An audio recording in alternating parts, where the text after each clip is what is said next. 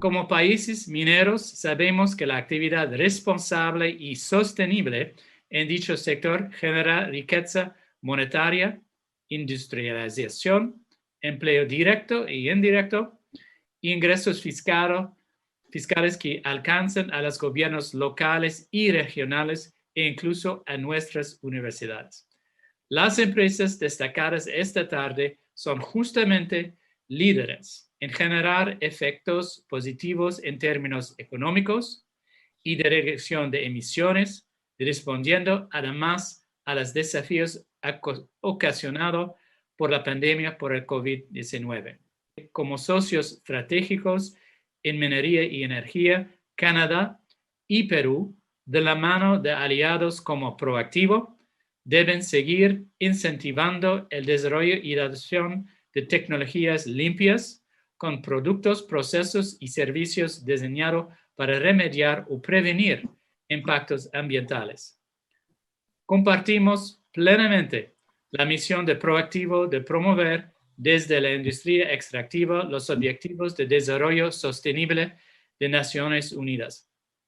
Estamos seguros de que las tecnologías innovadoras que están conduciendo con éxito a un sector extractivo en crecimiento y sostenible en Canadá y Perú también pueden ser clave para abordar los desafíos que enfrentan las empresas minero-energéticas en Perú. El desarrollo del sector extractivo de nuestros dos países de manera limpia y sostenible garantizará que puede seguir contribuyendo a nuestras economías en los años venideros. La pregunta es, ¿hubiéramos podido afrontar una crisis de estas proporciones sin este sector que, como me comentaba hace unos minutos Carlos Díaz Canseco, le cambió el motor a la economía peruana? ¿Hubiéramos podido? Fue el sector mineroenergético el que aportó el mayor número de plantas de oxígeno en el momento de la mayor crisis y falta de oxígeno durante la pandemia. Fue el sector que atendió con alimentos básicos, medicinas y pruebas a las regiones que no tenían en ese momento capacidad para adquirirlas.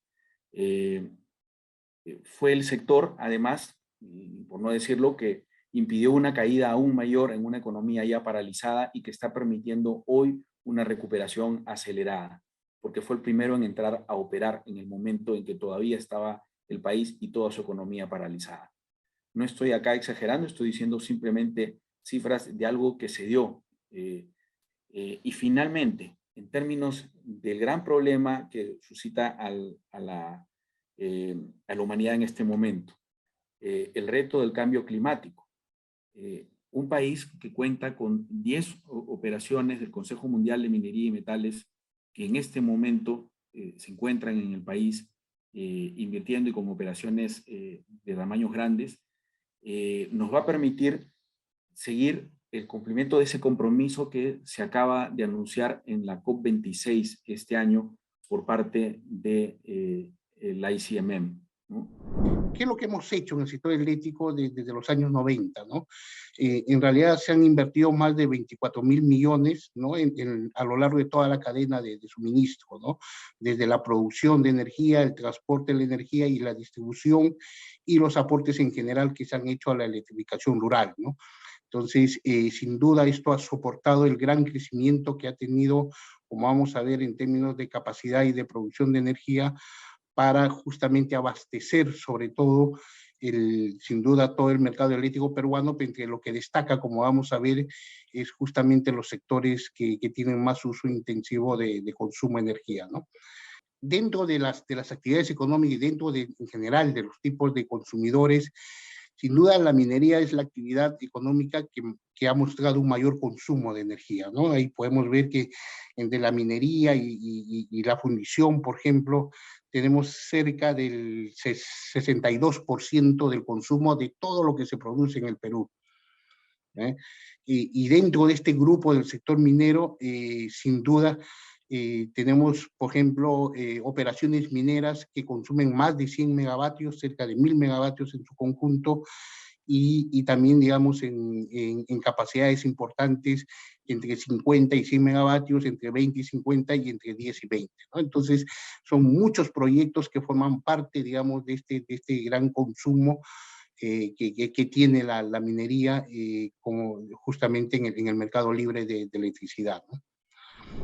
Y creo que si uno se pone a analizar cuál es una de las situaciones o condiciones que hacen de que no pueda desarrollarse mejor y con mayor amplitud la minería en el Perú, es justamente la falta de concertación, la falta de diálogo y la generación de conflictos por falta de confianza que existe entre todos los actores, ¿no? Para mí, la construcción de confianza y el diálogo es la única forma con la cual vamos a poder seguir desarrollando con mayor fuerza la minería que es tan importante para el Perú y para todos, ¿no?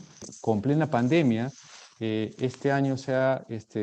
año pasado y este año se ha iniciado un diálogo en Moquegua, en marzo de este año, y está pronto a iniciarse un diálogo también multiactor en Cajamarca, y los grupos de trabajo bien importantes son que se han iniciado. Es uno que tiene que ver con lo que estabas comentando tú, Carlos, sobre los METs, ¿no? El grupo técnico de la hoja de ruta tecnológica para los proveedores de minería, y el grupo técnico para compartir los temas y las experiencias en los recursos hídricos en la minería, ¿no?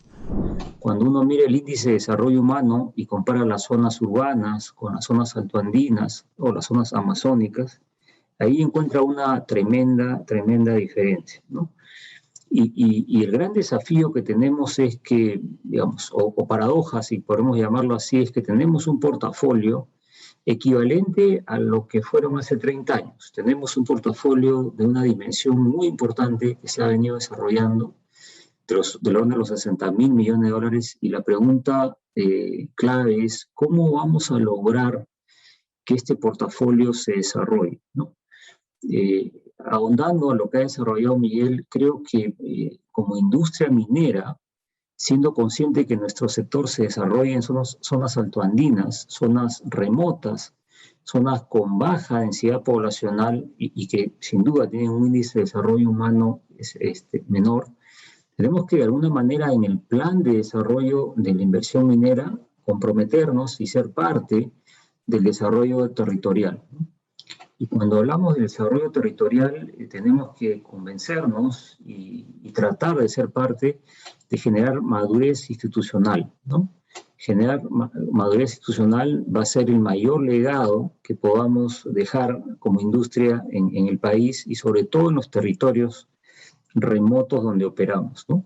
Al día de hoy, la crisis del país, o digamos el desafío del país, no es del orden financiero, curiosamente, es de la capacidad de gestión pública, ¿no? Y si no mejoramos la institucionalidad pública, y si no mejoramos esa capacidad de gestión de los recursos que venimos generando, lo que no estamos logrando es cerrar las brechas sociales, no estamos logrando alcanzar las expectativas, seguramente todas muy justas, que tienen las poblaciones más remotas del país. Las empresas australianas están comprometidas con el Perú a largo plazo y eso es muy importante destacar.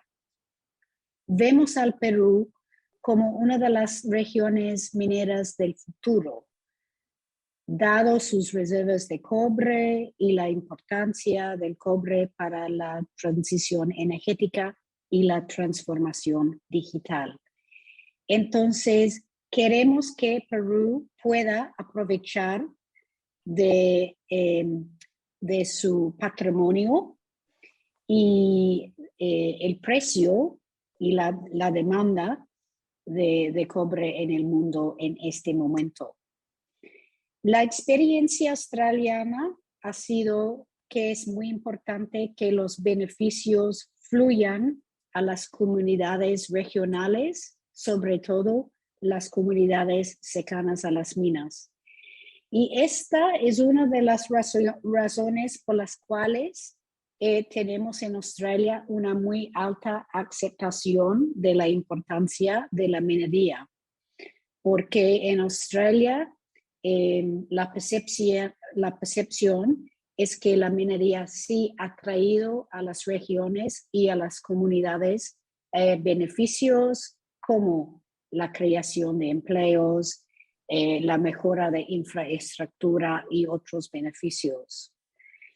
Y como muchos han dicho esta noche, en el Perú hay plata, no falta plata. El canon genera recursos significativos para las regiones, pero el problema, como muchos han mencionado esta noche, es que el gasto promedio no, en muchos casos no ha alcanzado hasta 60%. Entonces, por ello se necesita un enfoque en la cantidad y calidad del gasto público y el desarrollo de la capacidad de los gobiernos, sobre todo los gobiernos regionales, será clave para el éxito del sector en general. El tema de desarrollo es una competencia total, en primer lugar, una responsabilidad de ser liderado por el Estado. Las empresas son ciudadanos más y tienen que subirse de manera colaborativa a los proyectos de desarrollo que el Estado, de manera estratégica y a nivel nacional, plantee para los próximos 5, 10, 20, 30, 50 años, como es común en las naciones desarrolladas. Porque la visión estratégica a 50 años tiene que venir de los gobernantes. Y las mineras, muchas con vidas que solo se tienen más, no solamente en los 5 o 10 años, no pueden reemplazar ese Estado y esa visión que tiene que tener para largo plazo, 20, 30 años. Entonces, el desarrollo tiene que venir, y otra vez retrotraemos 10 años a los discursos de hace 10 años, pero siguen siendo válidos por 3 actores principales. El Estado como líder, la empresa como actor social y la comunidad o la ciudadanía como receptor y como partícipe, como voz presente y como receptor de ese desarrollo. Son los 3, siempre juntos, los únicos que podrán buscar el bienestar de la población. Siempre con el liderazgo del Estado, con la visión del Estado, con la visión del gobernante. ¿Sí? Eso creo que es un tema lindo para debatir, quizás, pero que debería ser un tópico para futuras discusiones.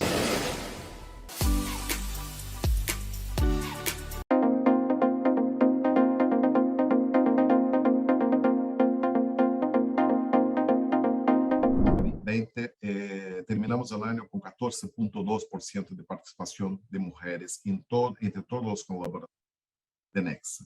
Y definimos como meta de la alta gestión de la empresa llegar a 16% hasta el fin de ese año. Estamos en 15.9%, bastante atentos para lograr esa meta, llegar a 16%. Y esa es solamente una meta final de ese trabajo de desarrollo, de esa búsqueda por tener más colaboradores mujeres. Ese año aprobamos extender en Perú para 6 meses. No solamente eso, como también tener la opción de dejar part-time de ese tiempo de 6 meses, los últimos 2 meses, en una opción de trabajar part-time. O sea, la mujer puede trabajar parte en casa y parte quedar 100% orientada para su familia. Eso fue una manera de sanar uno de los temas que nos pareció más importantes para pensar en el desarrollo de la carrera de las mujeres, así como atraer más mujeres para trabajar en Nexa. Hoy en día puedo contar con mucha alegría que somos 24% de mujeres las que estamos trabajando para Goldfields y de las cuales el 18% estamos en posiciones de liderazgo. Ha sido una evolución y una participación desde la cabeza, ¿no? Aquí Ricardo dice, a mí me encanta esto, me gusta el tema, me apasiona el tema, yo me involucro. Y creo que de eso se trata. La única manera de hacer las cosas distintas, de poder hacer que haya más mujeres en minería y en muchas otras industrias que aún permanecen con la mayoría de hombres en sus filas, es creernos que realmente el cambio vale la pena, que realmente incorporar personas diversas, personas con diferentes ideas, personas de diferente género, personas de diferentes culturas, enriquecen los resultados. Nuestra visión en el 2025, en el fiscal year 2025, es tener un 40% de mujeres, un 40% de hombres y un 20% que corresponda a la transformación que el negocio necesite en ese momento. ¿Eso qué implicaría? Podría ser un 50-50, podría ser un 60% femenino y un 40% masculino, o viceversa, o cualquier fórmula en el medio. Pero lo más importante que buscamos es crear una cultura que precisamente obtenga los beneficios de hacer que nuestro ambiente sea inclusivo, que cada uno traiga su diversidad y su mejor yo, y su mejor ser al ambiente de trabajo, que no tenga que esconder y no tenga que sentir discriminación o desviación de sus posibilidades de crecimiento por tener alguna diversidad específica. La conclusión de este cuadro es que de cada 100 trabajadores, 6 son mujeres. Con lo cual lo que quiero manifestar aquí es que claramente existe una brecha, y hay una brecha y un trabajo y un pendiente enorme de parte del sector minero, ¿no?, en términos de mejorar estas cifras que nosotros tenemos. Entonces, ahí lo que nosotros encontramos es que si bien el empleo ha crecido en un 30% en estos últimos 10 años, la participación de la mujer solamente ha crecido en un 1%. Verónica claramente también ya ha explicado acerca de cómo están distribuidas las mujeres dentro de los diferentes rubros en el sector. O sea, tenemos un grupo mayoritario dentro de este 6% que se desempeña en actividades administrativas, ¿no? Gerencias a nivel de cerca de un 12%, pero las brechas más significativas también se encuentran en lo que representa operaciones generales y personal de planta, es decir, aquellos perfiles que se encuentran dentro de las mismas operaciones.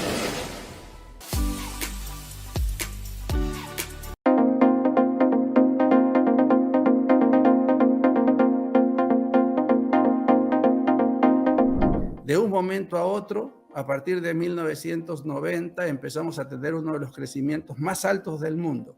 Si no hubiera sido porque China ya empieza a crecer un poco más, podríamos haber sido en mucho tiempo el país con más crecimiento del mundo, donde 4 de cada 6 peruanos deja de ser pobres.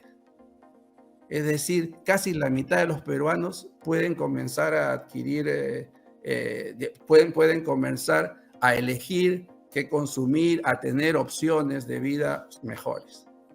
Pero no solamente es eso que disminuye la pobreza, sino que disminuye la desigualdad, aunque muchos digan lo contrario sin mirar las cifras. Los pobres crecen, o sea, el ingreso de los pobres crece a 5% anual, mientras que el ingreso del 20% más rico crece a 2%. Las distancias disminuyen. Se genera que llamamos el rombo de las clases medias, se genera un rombo, dejamos de ser una pirámide con las clases medias. Nos ha ido bastante bien en términos económicos. Nuestra inflación de este siglo ha sido no solo la más baja de los últimos 80 años, sino también ha sido la más baja en la región. Solo Panamá y El Salvador tienen un nivel similar. Ambos están dolarizados. Incluso Ecuador, que también está dolarizado, tiene una inflación que ha sido casi el doble que la nuestra. Y esto se ha logrado con un crecimiento también alto. Si comparamos al Perú frente a México y Sudamérica, Perú ha crecido una tasa que es el doble, 4,8, de 2001 al 2019, más que cualquier país de Sudamérica o México. Y mencionaste el tipo de cambio. Hasta el 2019, o hasta comienzo de 2020, el sol se ha depreciado 2% frente a comienzo del siglo, frente a otras monedas que se han depreciado mucho más. Inclusive este año, a pesar de incertidumbre política, nos hemos depreciado menos que el peso chileno o el peso colombiano, que se han depreciado más en este año. El Plan Nacional de Inversión de Infraestructura en Competitividad, que ha sido ejecutado al 5% nada más. Pero lo cierto es que la fábrica de inversión pública en todos los niveles de gobierno central, regional y locales, no logra ejecutar más allá de 30.000 millones de soles al año. Es como el tope de producción que tiene esa fábrica, lo cual deja en súper evidencia la necesidad de colaboración y de echarle mano a las capacidades del sector privado, vía obras por impuestos, vía APPs y vía un sector constructor limpio, íntegro, distinto, que felizmente ya dejamos atrás. Consensos en que necesitamos mucho mayor claridad, lo que se ha mencionado antes, muchísimo mayor claridad, predictibilidad. El sector privado necesita reglas claras, necesita habilitadores, y para eso se necesita reconstruir esa confianza de la que hablaba antes. Por parte del sector empresarial, claridad también en que tiene que haber un compromiso por dejar por siempre, para siempre en el pasado, prácticas de corrupción, en fin, Pero el Estado, al final, no hay que olvidarnos que es el hijo del sector privado, ¿no? Es el hijo de los ciudadanos, ¿no? El Estado que tenemos ahora no ha surgido de manera espontánea, ¿no? El Estado que tenemos fallido, ineficiente, de alguna manera responde pues a la forma como desde nosotros, ¿no? El sector privado hemos venido reaccionando a lo largo de todas estas décadas, ¿no? Entonces yo creo que hay una labor también por nuestra parte que no podemos desconocer, que como sector privado tenemos que involucrarnos de tal manera de fomentar y crear un Estado que realmente pues, pueda funcionar. Yo creo que es una labor empresarial importante que se ha venido destacando.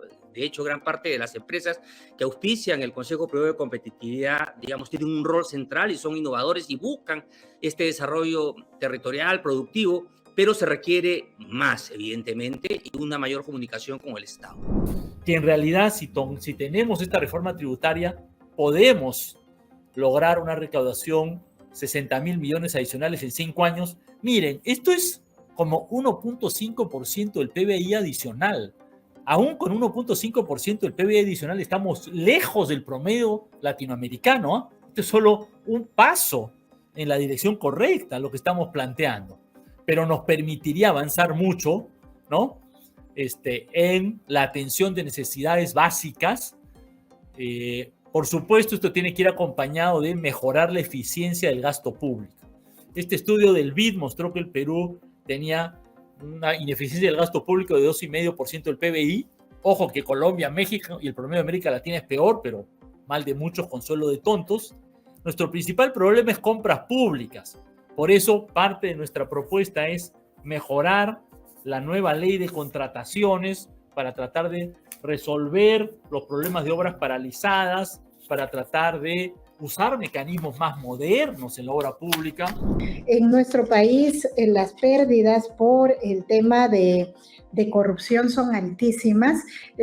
Más o menos se calcula que 23.000 millones de soles al año se pierden por temas de corrupción, y que justamente estas pérdidas están, digamos, cuando se destinan recursos justamente para el cierre de brechas. Por eso es tan importante luchar contra la corrupción. Y yo sé que es un tema complejo y es un tema muy difícil de abordar, pero, a ver, nosotros estamos queriendo implementar 2 tipos de estrategias: una estrategia preventiva y una estrategia también de sancionatoria, digamos, pues, de estas malas prácticas.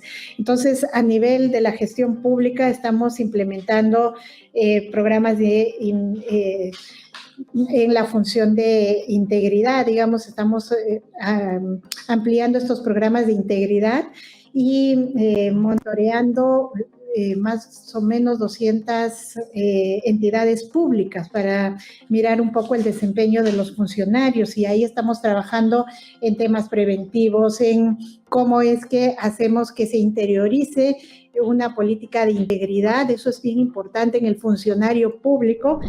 Para fin de año, nuestra economía habrá crecido alrededor del 13%, superando los pronósticos más optimistas.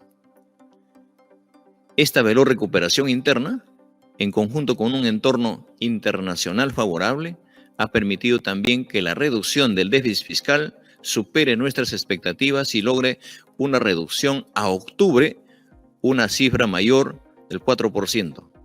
Con ello, este año el Perú será no solo una de las economías de mayor crecimiento en la región, sino una de las mayores reducción de déficit fiscal. Nos preocupa principalmente que la gente no tenga trabajo, que no sepa cómo llevar un bocado de comida a su casa, con dignidad. En ese sentido, quiero destacar que solo entre julio y septiembre del presente año se han recuperado 300.000 puestos de trabajo formales, y nuestro compromiso con el país es seguir impulsando medidas que contribuyan a recuperar los empleos perdidos y generar nuevos puestos de trabajo para la juventud especialmente.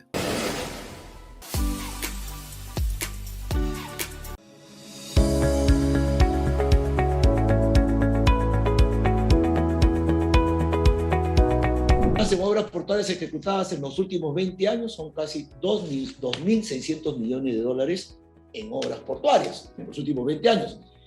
Y vemos acá que prácticamente los 2.600 millones de dólares es el privado, el 99% de las inversiones. Entonces, definitivamente la política portuaria ha sido una política clara, consistente y funciona. Y entonces lo que sí hay que irlo mejorando, y las mejoras van, como le digo, desde el punto de vista logístico, ¿no? Generación de comunidades logísticas, portuarias, las mejoras en las plataformas tecnológicas, en las capacitaciones, en la modernización de la gestión pública. Pero por infraestructura, la política ha sido muy, muy buena. Tanto es así que hoy tenemos obras portuarias en ejecución por 1.600 millones de dólares. Ahí estaría ENGIE, ahí está terminal de DP World, ahí estaría lo de que está haciendo Chancay, entonces está haciendo lo de Salaberry, o sea, ya procesos que están en ejecución, que van a pasar de los 2.600, no sé, 2.600, estamos hablando de 4.200 millones de dólares en los puertos. Yo entiendo que más o menos en 2024 se deben cerrar todos estos proyectos.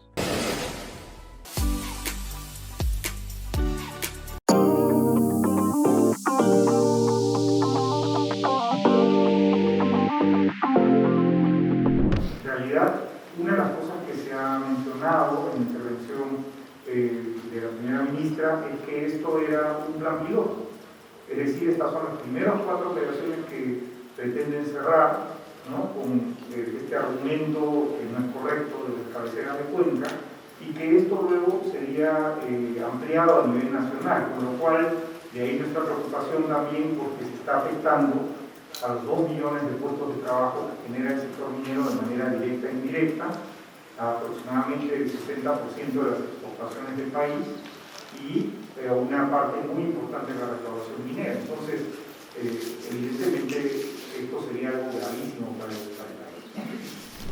En los últimos 10 años, la minería ha invertido 60.000 millones de dólares en el Perú.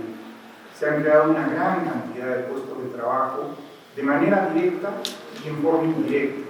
Por eso nosotros ahora estimamos que entre puestos directos e indirectos en total se tienen aproximadamente 2 millones de puestos de trabajo, que al final se traduce en 2 millones de familias peruanas que tienen un trabajo formal, un ingreso apropiado, por encima, en muchos casos, del promedio nacional. Entonces, hay un impacto muy importante en el empleo. El otro punto que quisiera comentar es el impacto en las exportaciones. El sector minero da en este momento aproximadamente el 60% de las exportaciones del país. Entonces, también es una fuente importante de los dólares que tanto necesita el país para atender sus necesidades de alimentos y otros productos. Y bueno, también contribuye desde el punto de vista de la tributación. Con este año esperamos generar más de 12.500 millones de soles en impuestos y regalías para el Estado peruano. Mi opinión particular es que lo vamos a pasar, pero esa es la estimación oficial en este momento. Esta mayor recaudación viene de dos cosas. Viene de estas inversiones, de estos 60.000 millones de dólares que se invirtieron en los últimos 10 años, y de los mejores precios de los metales. Hemos hecho una estimación y la mayor parte de estos ingresos se originan en los nuevos proyectos que se hicieron en los últimos 10 años. Entonces es muy importante para nosotros como país que mantengamos una actividad minera que sea pues el motor que empuje al Perú, sobre todo en estas circunstancias tan complicadas en las que estamos, pues somos todos testigos de que la pandemia ha devastado la economía del país. Todavía tenemos posiblemente una tercera ola por delante. Y en vez de estar todos unidos y trabajar para que el Perú vaya adelante, para que salgan nuevas oportunidades de empleo para los peruanos, mayores exportaciones, y eso ayude, digamos, a la economía nacional, Acá tenemos a este importante motor del desarrollo frenado por situaciones que estamos presentando el día de hoy. Nosotros no tenemos planes de cesar nuestras operaciones. Por el contrario, tenemos la expectativa de seguir invirtiendo y continuar trabajando, generando dinamismo para la economía del país y generando empleo que tanto se necesita. A raíz de lo sucedido hace algunas semanas en las operaciones de Apumayo y de Apampa, nosotros solicitamos una reunión a la primera ministra, la cual nunca fue concedida. En lugar de esto, se firmó un acuerdo sin escucharlos, sin incluirlos en ningún tipo de coordinación y, por supuesto, sin tomar en cuenta las leyes vigentes. Con esta medida ilegal, se eliminan 6.000 puestos de trabajo directos, 48.000 puestos de trabajo indirectos, para un total de 54.000 puestos de trabajo a nivel nacional, muchos de estos en la región Ayacucho, que como sabemos es una de las regiones más pobres del país, y peor aún, en un momento en el que lo que más necesita el país es justamente la generación de empleo. Con respecto a nuestra compañía, nosotros vamos a esperar la respuesta para ver la notificación como se ha solicitado. Y en función a eso, que decidiremos nosotros las próximas etapas a tomar, ¿no es cierto? Pero de no darse caso, estamos nosotros dispuestos a ir hasta las últimas consecuencias por el lado legal. Nuestra compañía en particular es una compañía que está listada en Londres, es una compañía pública en la cual tenemos accionistas de todo el mundo literalmente, con lo cual nosotros estamos dispuestos y tenemos además el amparo para ir adelante hasta las últimas consecuencias. Ministro de Minas, del Congreso de la República, como la Premier, el día de ayer en la reunión oratoria. Apumayo tiene también todos los permisos que exige la ley, la reglamentación para poder operar. Tenemos permisos ambientales por parte de SENACE, así como los permisos de construcción y funcionamiento por parte del Ministerio de Energía y Minas, para poder seguir operando. Por lo tanto, es incorrecto y es falso lo que se ha afirmado, tanto por el viceministro como por la Premier el día de hoy. Queremos también solidarizarnos con nuestros trabajadores o colaboradores, que alrededor de 3.000 personas dependen de manera directa o indirecta de nuestras operaciones. Y se está vulnerando el derecho al trabajo y eso también es importante. Luego nosotros tampoco hemos sido notificados de un estudio, de un documento que verifique esa contaminación que se queja a la población en esa parte. Y también quisiera precisar que mucho de lo que se habló ayer habla de una contaminación de una cuenca en la cual nosotros no tenemos ninguna participación, no estamos y afectamos una de esas cuencas. Nosotros como empresa Apumayo siempre hemos cumplido con las normas ambientales, tenemos constantemente visitas de UEFA, principalmente por el lado ambiental, aparte de las otras instituciones de fiscalización, y hasta hoy día no hemos tenido ni tenemos ningún proceso sancionado por contaminación ambiental. Empresas y sus operaciones, y la primera ministra, como mencioné, ha pasado por encima de este Estado de Derecho atribuyéndose poderes que no tiene por ley, ¿no? Y ha asumido funciones que tampoco le corresponden, ¿no? Como han mencionado los representantes de las empresas, no han sido notificados, estos temas no han sido cuestionados formalmente y por eso le pedimos al gobierno del presidente Castillo que esta situación se rectifique formalmente. He hecho anuncios y llamado a los inversionistas para que confíen y sigan apostando por el país a nivel internacional, sino el que lo ha hecho hace 24 horas aproximadamente en el discurso de cierre de la conferencia anual de ejecutivos que organiza IPAE, también haciendo un llamado a los inversionistas y empresarios locales para que sigamos apostando para el país, para que confiemos, y expresamente dijo que iba a respetar la legalidad y el Estado de Derecho, ¿no? Pocas horas después, en un acto, como ya hemos visto, que contradice lo que se ha expresado unas horas o días antes, tenemos este acto arbitrario por parte de la Premier.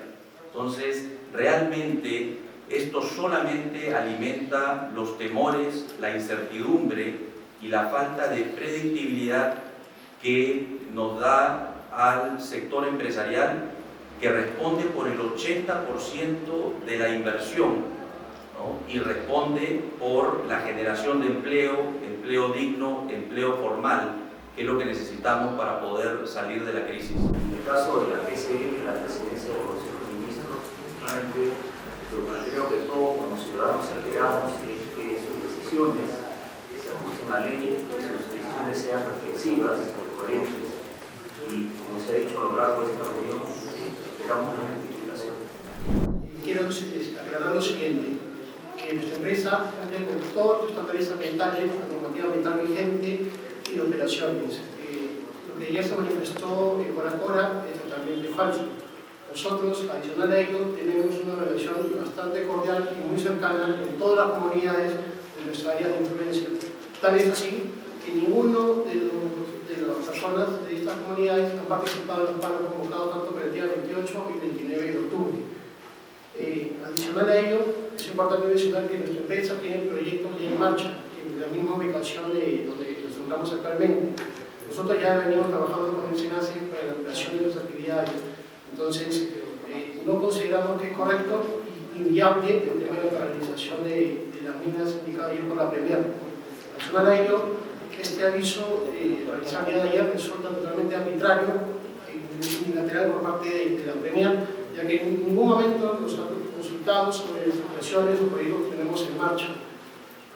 Eso obviamente resulta perjudicial para la región de Ayacucho y ello además da una muy mala señal para el sector privado para la promoción de inversiones a futuro. Entonces, esa es la posición que tiene nuestra empresa al respecto.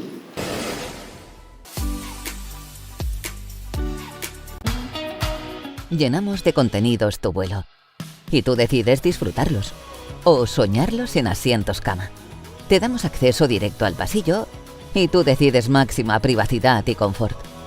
Llevamos más alto nuestra clase business y tú decides volar con nosotros. O no. Pero un consejo. Decide llegar tan lejos como quieras en la nueva clase business. Air Europa. Tú decides.